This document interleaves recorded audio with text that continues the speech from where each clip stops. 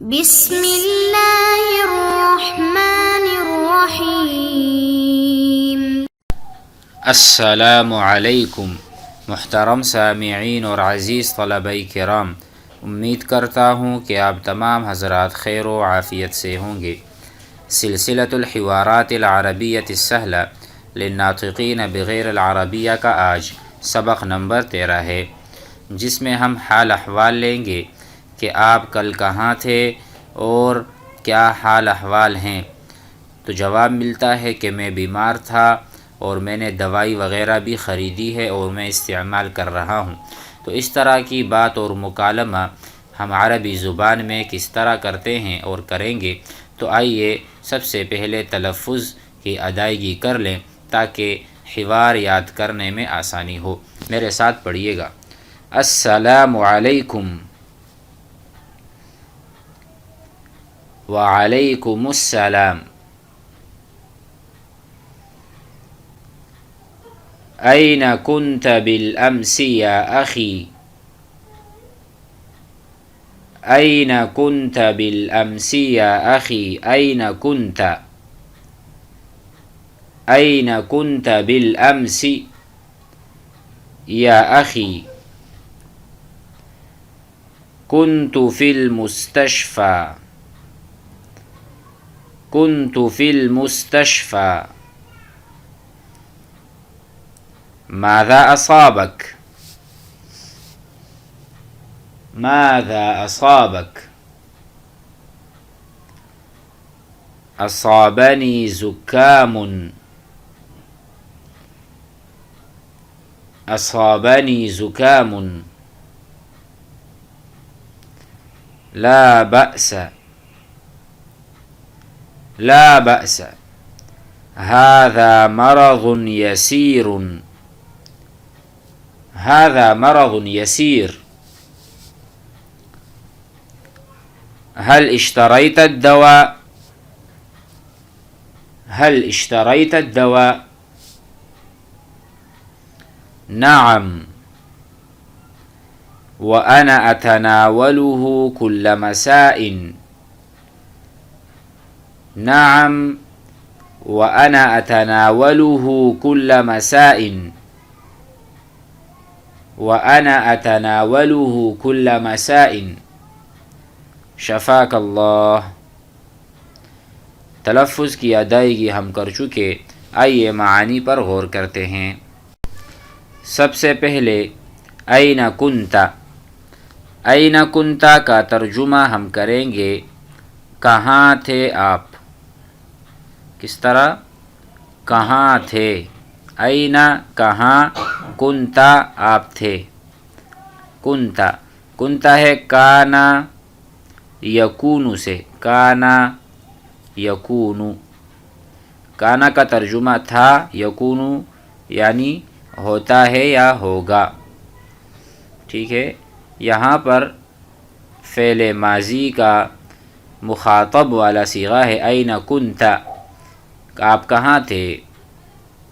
مثلا میں یہاں پر کانا کو استعمال کرتا ہوں، مثلا کانا زید، کانا زید فی البیت، زید گھر میں تھا، کانا زید فی البیت، زید گھر میں تھا۔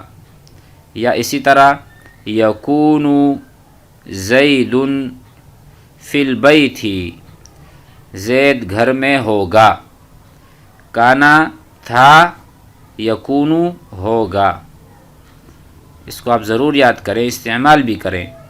تو أين كنت آپ کہاں تھے، بالأمس کل، بالأمس کا یعنی کل گزرا ہوا، گزشتہ کل۔ أين كنت بالأمس یا أخي، اے میرے بھائی۔ أين كنت بالأمس یا أخي، اے میرے بھائی کل آپ کہاں تھے، کل آپ کہاں تھے۔ تو انہوں نے کہا کنتو، کنتو میں تھا، پہلے کنتا آپ کہاں تھے، کنتو میں تھا، فی المستشفى ہسپتال میں، میں ہسپتال میں تھا، کنت فی المستشفى میں ہسپتال میں تھا۔ ماذا اصابک، آپ کو کیا ہوا ہے، ماذا کیا، اصابک آپ کو مصیبت پہنچی ہے، کیا مصیبت آپ کو پہنچی ہے، اصابک، اصابہ کا فعل ہے اصاب یصیب، اصابہ فعل ماضی ہے، یصیب فعل مضارع ہے۔ ماذا اصابک آپ کو کیا مصیبت پہنچی ہے، کیا تکلیف پہنچی ہے، آپ اسپتال میں کیوں تھے۔ اصابنی مجھے جو مصیبت پہنچی ہے، اصابنی مجھے جو چیز پہنچی ہے یا مصیبت، زکام وہ زکام ہے، اصابنی زکام مجھے زکام ہو گیا ہے۔